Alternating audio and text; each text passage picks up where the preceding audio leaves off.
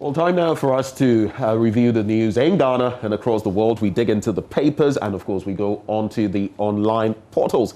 I'm doing this, as always, together with my partner, not in crime, in review, Mahama Osabaji. Good morning. Yeah, good morning, Ben. Good weekend? So weekend. I didn't know whether to admit live on air that I've been under the weather. I think I just admitted it. Yeah, of course you can. But these are tricky times. Yes. Are you fully recovered? No. Okay. Not fully. Has nothing to do with COVID-19? It has nothing to do with COVID-19. Okay, great. So I'll just say this. When I tested and it turned out to be something else, it was bad, but at the same time, I was like, within me, yay, because it's not COVID-19. And I was just sharing when I was delivering the introduction that I've heard of a few people, in fact, 3 people, 1 critical condition and who just made it by the skin of his teeth, basically, and 2 who actually died. Oh. Young people, COVID-19, just this weekend. Here in Ghana? Yes. I mean, so look, don't take this for granted. It's not a joke at all. I was just, one of our colleagues, Raymond Akwa, shared his story on Facebook. Yep. And, he came back from London, got it in Ghana. He was actually peeved about that. Yeah. He didn't get it in the UK. It's in Ghana that he came and contracted it. Got it. But I think the scary bit in his narration was how he almost died. Yeah. And how doctors kept upgrading what he was already on. Yeah. And just to keep him alive. Yeah. And he said at the point he was praying that God would take him. Yeah. Just the pain take and me everything. away, take me out of my misery. Yeah. But thank God he made it alive. We thank the doctors who saved him. But it is really real. When you look at that picture with him, is it in the respirator or ventilator, and you look at the expression on his face, you can see someone who's just had it. It's because, and if you look at the Ghana Health Service website, I think the last time they updated was on the 5th of January. So you'd still find less than 1,000 active cases. Exactly. But the reality is that we are recording cases and people... And that's why the scientists are also worried and they are sounding, the alarm that, look, don't take this for granted. People had said that post-election and post the inaugurations and stuff, we're going to see a spike. There had been some such suggestions and all of that. I'm not saying necessarily that will happen, but I'm saying that by and large, even with our system of putting the data out there, you can never be 100% certain. So just take care of yourself. That's the best thing you can do for yourself. My worry is that my children are going to go back to school next week, Monday. But the point is what is in place. So I guess as parents, and we will be discussing, because I'm also a parent, we'll be discussing on the show how confident we are in the systems being put in place by the schools. And how our children will respond, because they've been home for such a long time. They're not used to wearing the mask because they hardly step out. And then suddenly they have to go back to an environment where they will always wear the mask, where they must wash their hands, they must sanitize. Especially with very little ones, the kindergarteners and all of those ones. I mean, someone was joking the other day about they get to class and this one says, oh, let me try on your mask. Oh, your mask is nice. Oh, yours is not nice. Try out mine. That's for them, they have no understanding, real understanding of what is going on. It's just life for them. And the other day on Strong and Sassy, Nimwa, she had a panel. They had a very, very good discussion on this matter. Mothers, sharing their thoughts about this. Yeah, we must begin to have that. I think it's because the time is getting so close, it's getting so real for me. Yeah. And I'm beginning to really think about it. Yeah. All right, let's concentrate on the papers.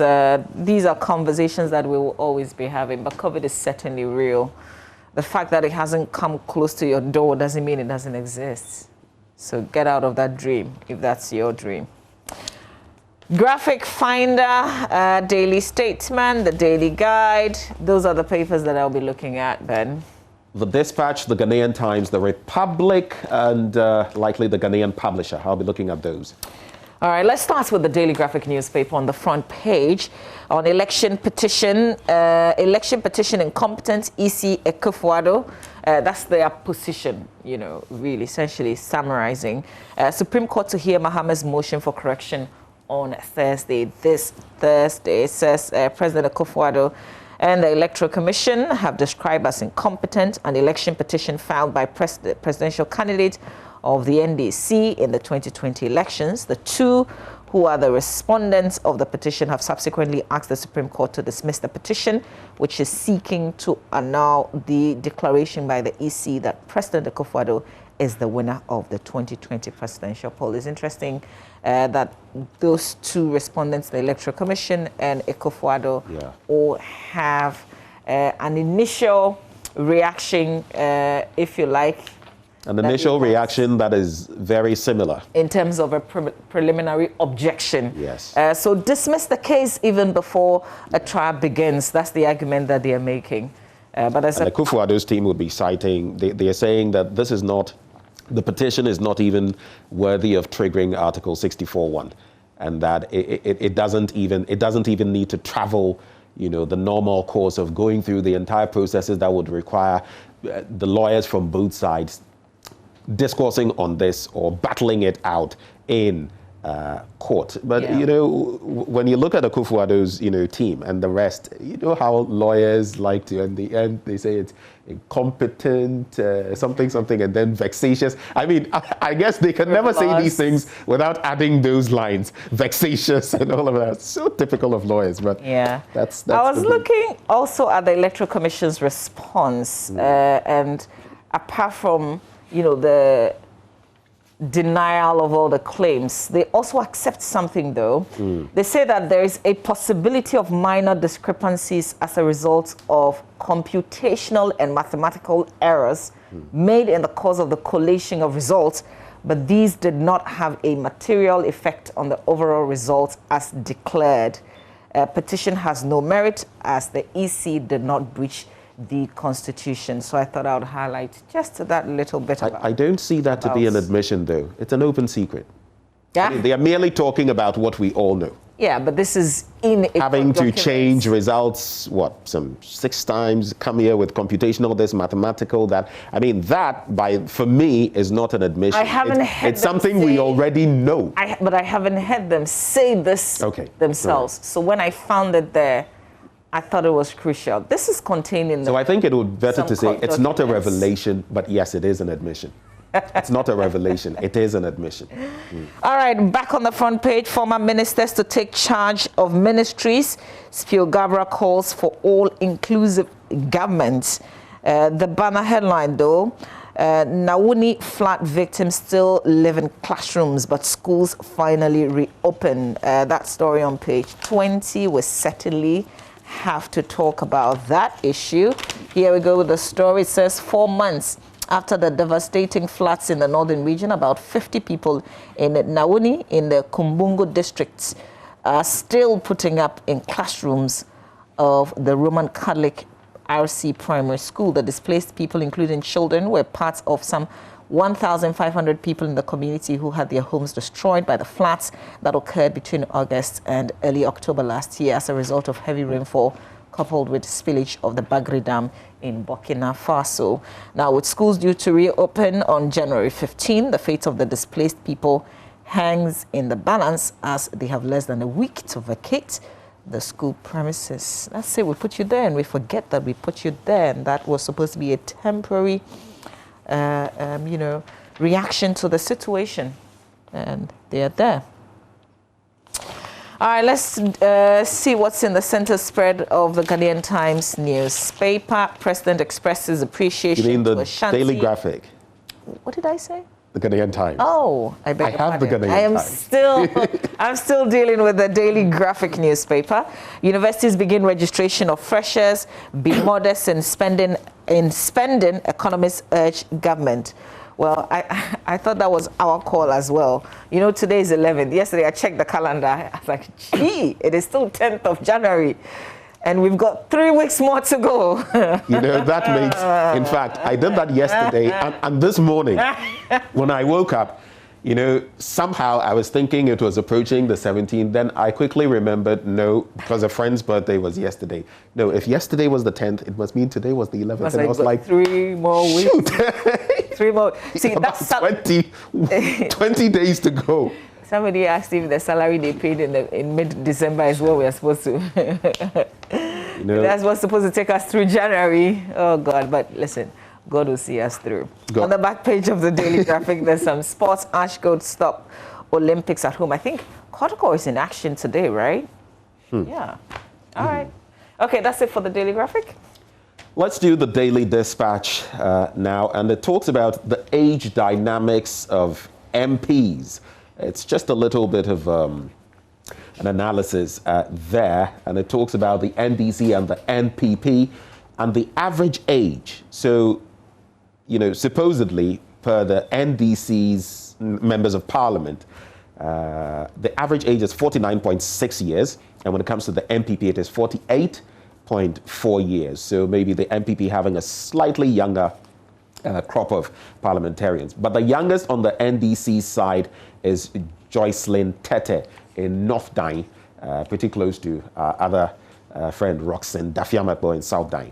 Then there's Francisco Orting Mensah. So that's the constituency of George Lowe, isn't it? I think so, yeah. I think so. That is. And then 27-year-old Francisco Orting Mensah in Kwabre East. You know, these areas have been producing some of the youngest. I think the last time... It was her. She was 4 years younger then. Ah, yeah, she was the same person. Same person. But there was someone else who was also just... There have been about 2 or 3 of those very young ones. But anyway, so at least it also is a good... pretty young parliament. I mean, if you combine the two. Still is. 49, 48. Still is. Still young. Under the age of 50, especially if you look at the requirements and even what is expected of a president. Though this is parliament, but what the qualifications are, it's not too bad. But I think we can still do better. You know, when it comes to parliament, we're not rushing because it's the work, you know? Yeah. Blackwell on the 8th Parliament, you can check out what he's been saying. He's actually also been saying that it's not going to be a cakewalk for the NPP in Parliament, especially looking at the dynamics now. Reopening of schools, government to disinfect 64 SHS and 6,000 basic schools in northern and savannah regions. Gazetted 2020 parliamentary results. And then Ghana Army quells complete mess in Parliament. That's a report from Al Jazeera. That's how they captured it, that Ghanaian soldiers intervened to quell a clash between opposing parties in Parliament ahead of the body swearing in. They talk about chaotic scenes and a total when they're here, they said they quelled a clash of law and order. But you see, of course, if you give them an inch, they'll take an ell, they'll take a mile. And I always say that so these are the things that happen. Of course, we saw what the BBC, the CNN, Al Jazeera, and other portals put out there. It's not to say they can't do that, but I'm saying that we gave them every opportunity to, rip us. You're right. Rip into us. Yeah. So that is it. Even Mahama, when you go to the back page, even Mahama knows he can't control Alban Bagbin. That's according to Ben Ephson. The sort of interesting things that come up. And you know, when Mahama, put out that statement congratulating Alban Sumana Bagbin, Kingsford Bagbin, I was smiling because you remember not too long ago they were fighting, they were going toe to toe, slinging sometimes even mud at each other. From the 3 wise men. In terms of, the leadership of their party. And speaking of the leadership of the party, Koko Anyidoho, have you been reading some of his posts in recent times? Yeah, but he's right. Mahama is not the leader of the... No, I'm not saying he's not right, but if you follow the trajectory of his posts, if you followed for months now, from the mails, what has happened to Asumge Park and supposedly Nanado doing something about, you can see the jabs, aimed at Mahama, and I'm wondering, hey, politics, Anyway, that's it with the Daily Dispatch. Let's do the Finder. Front page of the Finder. Ex-President Mahama files motion for amendments of election petition. I am passionate about Ghana's development. President Akufo-Addo says so. NPP leadership rejects blame for Speaker fiasco. Mahama's petition is incompetent, frivolous, as President Akufo-Addo tells Supreme Court to dismiss it. Also dismissed Mahama's incompetent petition, says the Electoral Commission. NPP candidate petitions court against Savlugu constituency election results. That story is on page 4. A little bit of it. It says the NPP parliamentary candidate for the Savlugu constituency, Muhammad Abdul Samad Gunu, has filed a petition at the Tamale High Court challenging the validity of the results declared by the Electoral Commission. The parliamentary election petition, dated January 8, had the EC as the first respondent, and Mr. Abdullahi Jacob Idris, who stood on the ticket of the NDC and won the election, as the second respondent. 5 named as the Akufo-Addo spokesperson in election petition case. EP Church in serious crisis, it says Reverend Emmanuel Etu, acting moderator of the Evangelical Presbyterian Church Ghana, has said the church is in a serious is in quote, crisis and would need a revival. He said the church suffered a financial crisis and also lamented growing indiscipline. He made the call in Ho during the induction ceremony of the moderator-elect of the church. Said some pastors of the lower branches have not been paid their salaries for months. He also alleged that some pastors, too, were refusing postings. The acting moderator further said income-generating projects of the church had collapsed and mentioned its press and publishing, which used to be a leading name in the industry. The EP Church is in a serious crisis. It needs a revival. It's time to stop painting the outside while the inside is corrupt. What is the cause? Is it management or is it mismanagement? Is it misappropriation or compromise of duty? Is it lack of accountability? Are members fed up with contributing financially because they see some enriching themselves?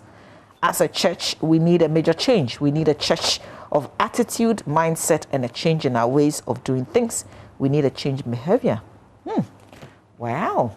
This is a GNA report in the Finder newspaper, and this has to do with the EP Church, the Evangelical Presbyterian Church Ghana. That's actually revealing to the outside world now that they're in serious crisis. There's some serious indiscipline going on there, and they need to fix themselves.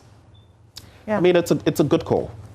Introspection is always a good thing, because if you never take a step back to look at yourself, what you're doing, you know how in our local parlance we say that when you're beating a path, you don't know that it's getting crooked behind you. Sometimes you need to actually look back and see what's happening and take stock of that and you know, make some progress. So yeah, I think it's very positive call. This side of in terms of the church, they usually wouldn't tell us some of these things. That's why my reaction is this. We're a bit surprising, but it's an honest situation, and if they need help, he has to drum it out. Yeah. All right, that's it for the Finder. The Ghanaian Times this morning: fire guts 3-story building at Abuabo Station, destroys 30 stores, items worth thousands of cedis. Here we go again. President EC respond to election petition, urges Supreme Court to dismiss it. Government disinfects, provides all schools with PPE, and robbers attack Keta MP again. So I'll do some 2 or 3 stories very quickly from here. First one has to do with the Keta MP, who has been attacked again. And the Member of Parliament, that is Kwame Jujoli Gakwe, has been attacked again. Suspected armed robbers Sunday dawn attacked the Rotsenaf gas filling station belonging to the MP at Sechimaja near Agbozume on the Accra-Aflao Road. Now, the robbers, who inflicted a gunshot wound on the security man on duty, also made away with an amount of 7,000 Ghana cedis, a pump, and other items. According to the MP, the robbery was carried out using a pistol that was stolen from him last year. A pistol that was stolen from him was brought back to rob him. And this is the second time the MP has been attacked since the December 7, 2020 election. You remember when the first one I actually spoke to him when he was in the hospital. And here we go again. This bit about arms proliferation and illicit arms, and even sometimes arms that are for official purposes ending in the arms of people, you know, or the hands of people. It's becoming a grave issue, but let's see what will happen. But two stories to wrap up before I get to the fire bit. Contractors won't be paid for poor work. Whole West DCE suggests that. I'm talking about Mr. Ernest Victor Apau. Yeah, and I'll not delve into the story. I mean, it's succinct, the headline. But for me, my take is I'm wholly in support of this once it's not politicized. I feel if we're going to get better from our contractors, if we let them know that if your work is not up to scratch, you're not getting paid. Or whatever has been paid you already, if your work is not up to scratch, if it doesn't meet the sort of requirements we have, you're not getting the rest. I think they'll be forced to up their game and deliver quality. But I'm saying once again, once this is not politicized, once people are not victimized or targeted to make it seem something, I agree with this. Yes, what I would say. What would you say? Why wait for them to finish a project that's not up to scratch? No, that's been the bane. You've got to supervise, when the construction is ongoing, you've got to do your necessary inspection. So don't wait for them to complete, what's the word they use? Poor work. Don't wait for them to finish the poor job. Inspect it when it is in progress. So once you see it shoddy, stop it. You can get them to correct it instead of wait for them to finish it and say, I won't pay you because you did such a poor job. Yeah. Good point. Very valid point. And finally, fire guts 3-story building at Aboabo Station. The fire swept through a 3-story building at the Aboabo Station in the Kumasi metropolis, destroying items running into thousands of Ghana cedis. No one was hurt. The building started collapsing while the fire service personnel were trying their best to control the fire. So unfortunately, another such fire. And of course, still attempts to determine what exactly caused it. So that's it with the Ghanaian Times. Okay, let's do the Daily Guide. On the front page, President dissolves cabinet, appoints caretaker ministers. Nana EC respond to Mahama petition. Okay, so President Akufo-Addo also thanking Asanteman and at Akwesi Dai and Ashanti schools disinfection underway. In the center spread, that's the News One pullout. Rita Mali's daughter debunks death rumors. So reports that Rita Mali, wife of late reggae legend Bob Marley, has passed was a hoax. The 74-year-old woman, who is also a musician, is very much alive, contrary to the death report, which was widely circulated on social media platforms. On Friday, her daughter, Sidela Mali, debunked the rumors in the video she shared on Twitter on Saturday. The video captured Sidela and her mother saying good morning to her lovely fans. See, that's the thing. As for, oh, Charlie, I'm not like, is it that we are excited when people die or what? Or we want to be the ones breaking the news of the death of a person? Shame on all glamorize death. We glamorize death. That's why we can afford to ill-treat people who are alive, but when they die, haven't you noticed that in Africa we glorify You haven't called corpses. To check up on her, say that, oh, hi Rita, like it's been forever. How are you doing? That kind of thing. But the moment you hear, and I don't even know where they hear it from, and then it just starts spreading. The next moment you are dead when you're really alive. Anyway. I just wish that, the people who start the rumor, can it turn on them? You get what I mean? You mean? But that's some evil thoughts. May God forgive me. Back to sender logic. Hey, you've been doing it. Let's do the Republic Press very quickly. And so NPP calls NDC lawless. And NDC bribed some of our members to vote for Bagbin, Chairman Tabu's review. So I'll just make it succinct because I've read these stories. Now, Yabwebena somewhere has been speaking, and he's calling the NDC lawless because it's not acknowledging Akufo-Addo as president. But I'm casting my mind back to 2012 and the petition then and the refusal then of contender Nana Addo to acknowledge John Dramani Mahama as president. And even afterward, was there ever, correct me if I'm wrong, was there ever an acknowledgement, an acceptance that, like in how after contesting an election, you congratulate the other party? Was there ever that? Well, I remember the speech in reaction to the court's decision, the ruling of the court. Yes, which said, I disagree. Exactly. I respect the ruling. Exactly. I disagree. That kind of. So I'm even wondering whether there in that case there was any acknowledgement at any point in time. Okay, so I finally concede in a way, but even then, I don't think it would be the word. It would be after the court had. Yes. Ruled, given its ruling, which is why I feel I don't know where to place this when you say, are you getting what I'm trying to say? Yeah, it depends on who in the party is saying that, but largely most of them are really not talking. It's not a big deal because they did say. But one other thing that interests me, NDC bribed some of our members to vote for Bagbin. And, the shifting of the goalposts is what amazes me. How is it possible? You counted and supposedly former speaker, Michael Quay, got 100 and a certain, I don't want to get into that. I don't want to mention the specifics. And you could tell immediately that he didn't have the majority. So obviously someone did. And there was supposedly one spoiled ballot. So you add 2 and 2 together, you put 2 and 2 together, you know exactly what happened. Then we're done, and you heard them on the floor of Parliament, the MPP members saying, we elected Bagbin by consensus. I beg you, since when did we start electing our speakers by consensus? Since when? And with the sort of rancor that had gone on between them, would anybody give that speakership? Look at what the things they've been saying. I interacted with some of them after the inauguration, and their faces were ashen. So what is all of this? Now you're coming back to say it was no longer consensus. These people were bribed.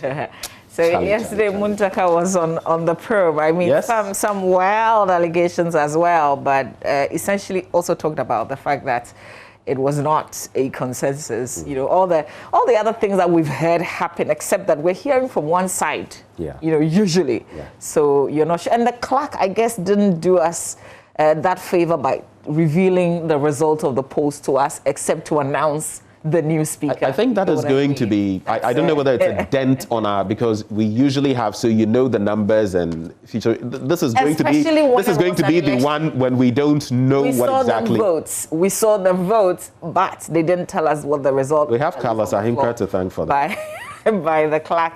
But you know about the deputy marshal, that there was also the allegation that he had dropped some foreign material in the ballot in the ballot box. There was a statement issued by the Public Affairs Department of Parliament that said he did no such thing. They were there to police, if you like, the election. So it would be, I guess, who would do that when you know the reason you're the reason you're here? So essentially, I don't know. We've seen the video. I'm not sure what you make of it, but that's what Parliament says, essentially. There's a related story in the Custodian newspaper of a member of Parliament for Ikuapem South, Obi Amwa, who himself says that he's ashamed of the events that we're talking about that happened in Parliament, but he says they should be. He will support an objective inquiry into the chaotic incident that characterized the inauguration of the 8th Parliament on the 6th and 7th of January, amongst other things that he talks about in the Custodian newspaper. Shall we do myjoyonline.com? Do we have time for that? Oh, do we take a breather? One of the stories you find on myjoyonline.com is this one: Interministerial Committee on Illegal Mining dissolved. It says Akufo-Addo, President Akufo-Addo has dissolved the Interministerial Committee on Illegal Mining. It was established to clamp down on illegal small mining, also known as galamsey, which was causing havoc to the country. It is still really to the water resources and lands. Was headed by former Minister of Environment, Science and Technology, Professor Kwabena Frimpong Boateng. Joy News understands that the President has also decided to move the fight against illegal mining from the Ministry of Science, Technology and Innovation to Lands and Natural Resources Ministry. I guess we'll find out a lot more in the coming days. President will hold a national dialogue with all stakeholders in illegal mining, popularly called Ghana. It's one of those areas that, it was a total failure, really. And I wasn't expecting another conversation with the people. I was expecting a proper account of how the measures didn't work, including this so-called Interministerial Committee, beautifully inaugurated. We saw the combined forces. Okay, we saw the force, we saw the service, and the show of power you know, and then Akusiaga, we're back to square one. All right, then we've got to take a breather. We've got sports. Well, sports is up next. Do stay with us. We'll be right back.